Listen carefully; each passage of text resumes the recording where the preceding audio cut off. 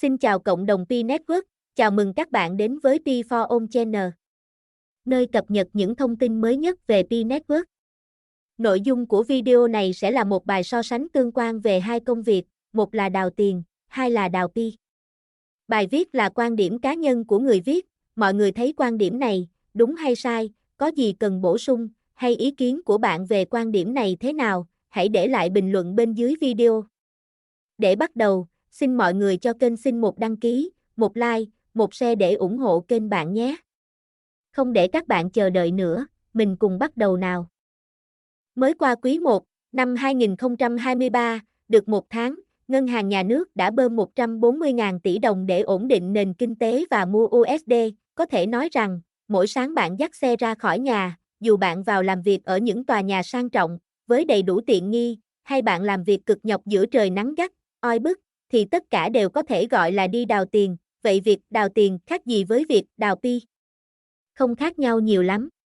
Cuối cùng thì mọi người cũng phải bỏ công sức, trí tuệ của mình ra để đổi lại, nhận lại một vật gọi là tiền để phục vụ cho cuộc sống của mình. Đào tiền thì cũng có người đào được nhiều, người đào được ít, tùy theo khả năng, kiến thức, nghề nghiệp của mỗi người khác nhau. Tuy nhiên, cũng có một số người không cần bỏ công sức, trí tuệ của mình ra nhưng vẫn đào được rất nhiều tiền.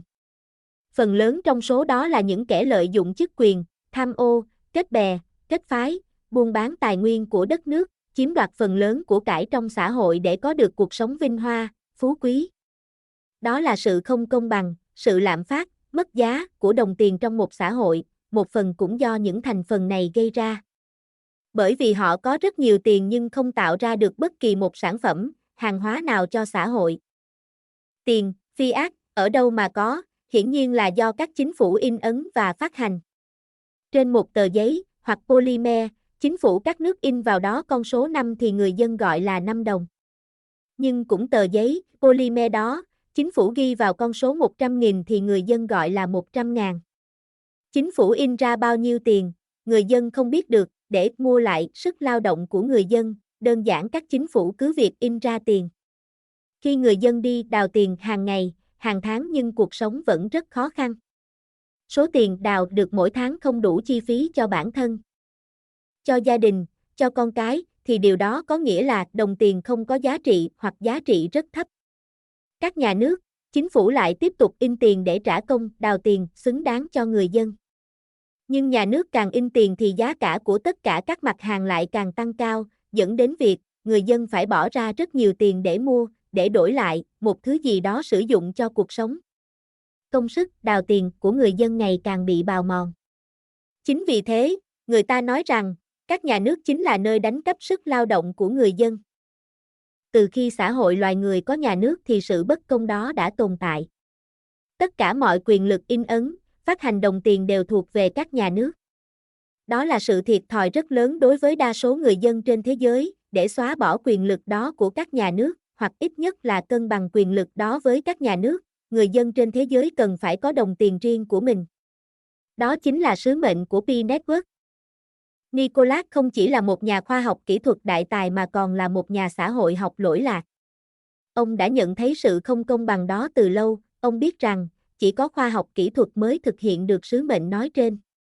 Và ông đã tuyên bố rằng, đây chính là thời điểm tốt nhất để thực hiện điều đó. Và ông đã tuyên bố, với kỹ thuật blockchain, tôi cam kết mang lại sức mạnh cho người dân. Một câu tuyên bố mà nếu mới nghe qua, không ai có thể tin được. Nhưng với sự trưởng thành từng bước chắc chắn của mạng Pi Network, đến hôm nay, các chính phủ có lẽ cũng phải giật mình. Nhưng không còn cách nào khác, chắc chắn họ cũng sẽ có những chính sách phù hợp để sống chung với Pi Network mà thôi. Với Pi Network sẽ không còn có những kẻ ngồi mát ăn bát vàng, sẽ không còn những kẻ dựa vào địa vị, chức tước, cướp đoạt tài sản của người dân, sẽ không còn những kẻ kết bè, kết phái mua bán tài nguyên quốc gia mang về phần lợi cho bản thân mình. Tất cả mọi người đều công bằng. Làm nhiều, hưởng nhiều. Làm ít hưởng ít. Thế thôi, tôi đến với Pi Network không chỉ để kiếm cho mình một số đồng Pi coin, mà còn chính vì tôi rất thích triết lý của dự án này. Ok, trên đây là nội dung của bài so sánh giữa đào tiền và đào Pi. Trên quan điểm cá nhân của bài viết. Bài viết rất đúng với tình hình kinh tế hiện tại của nền kinh tế Việt Nam nói riêng, và nền kinh tế toàn cầu nói chung. Mình xin kết thúc video ở đây, hy vọng video hữu ích với cộng đồng Pi Network.